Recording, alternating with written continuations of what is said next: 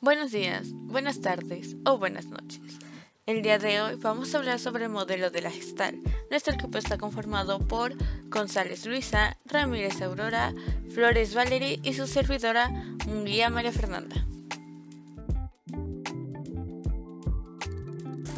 La psicología de la Gestalt es una corriente de pensamiento que surgió en Alemania a principios del siglo XX.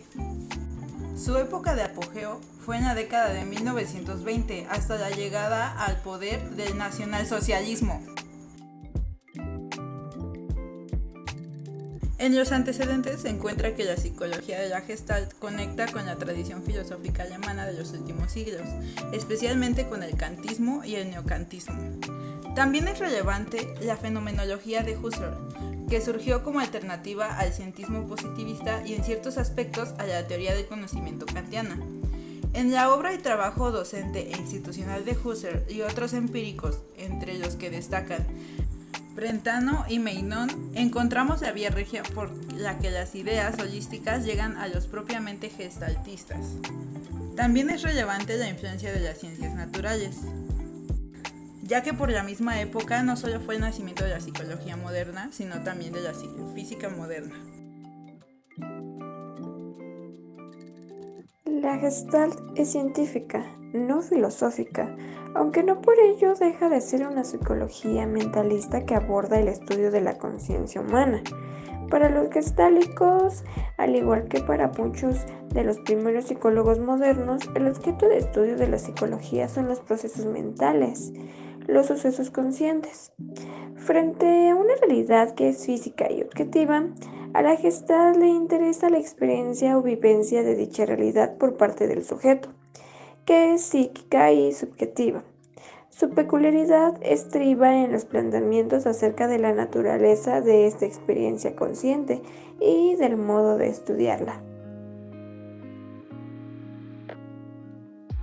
La Gestalt considera la experiencia consciente como fenoménica. Los objetos de la experiencia son fenómenos que se nos presentan como todos significativos. Están dotados de una configuración que no es posible descomponer sin desvirtuarla, ya que constituyen el rasgo o aspecto esencial con el que se muestra.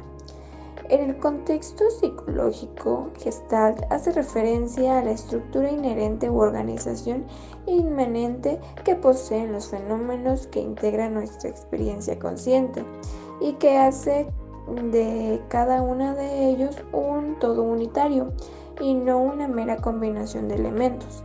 Por ello, el análisis empírico en psicología no puede tomar como punto de partida contenidos sensoriales individuales y aislados, sino fenómenos cuya naturaleza sea unitaria y global.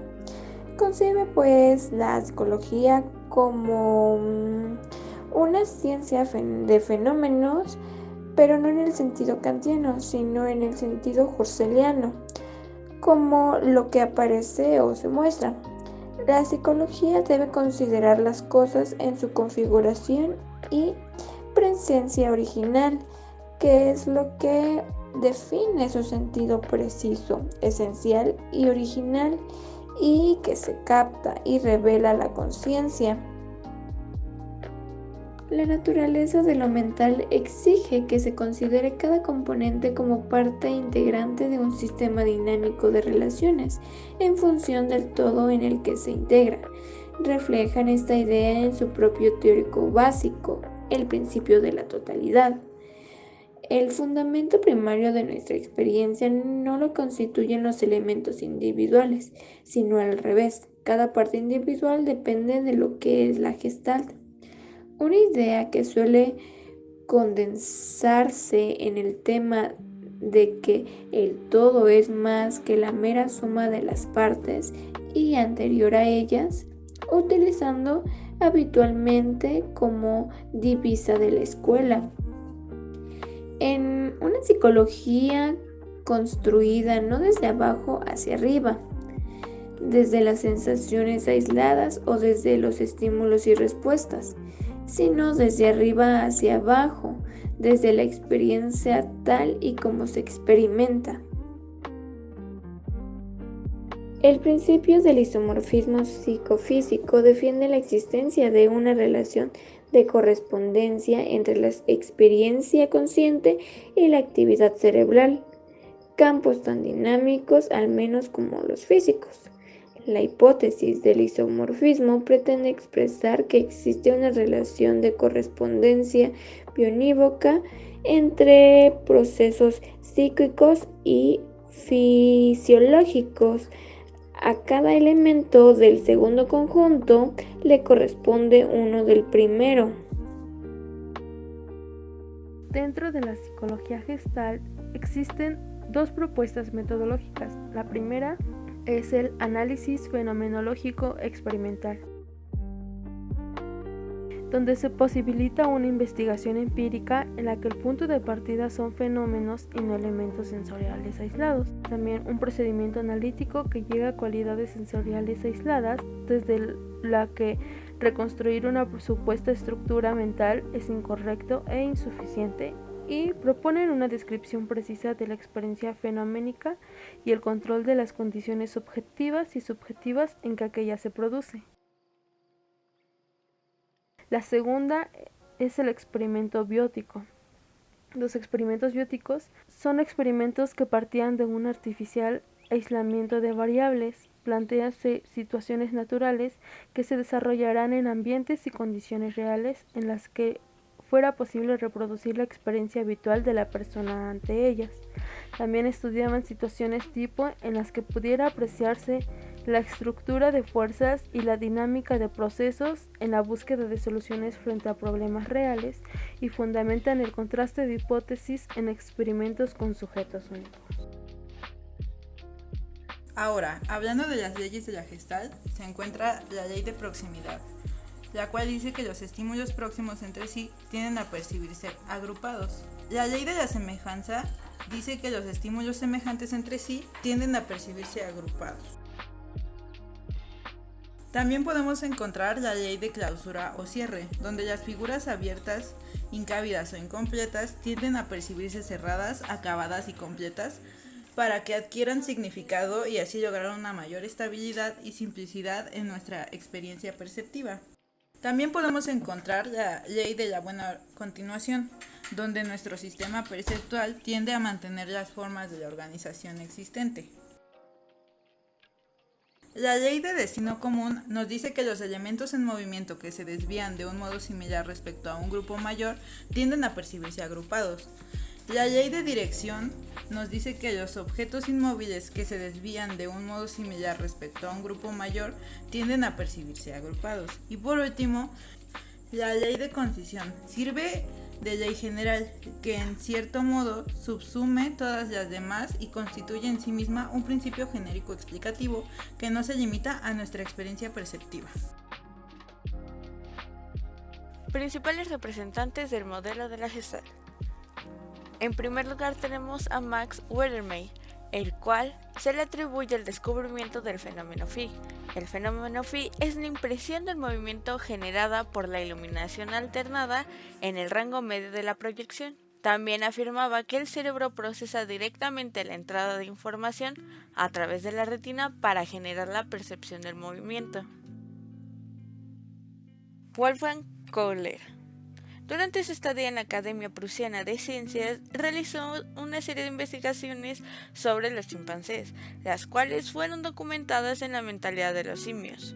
En este libro amplió los principios de la psicología de la Gestalt sobre el aprendizaje animal.